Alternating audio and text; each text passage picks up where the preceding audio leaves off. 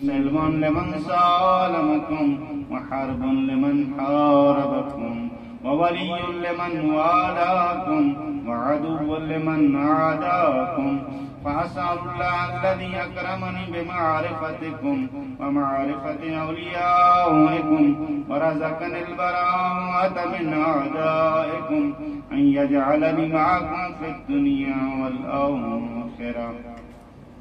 وأن يثبت لي عندكم قدم صدق في الدنيا والآخرة وأسأله أن يبلغني المقام المحمود لكم عند الله وأن يرزقني طلب ثار مع إمام هدى ظاهر ناطق بالحق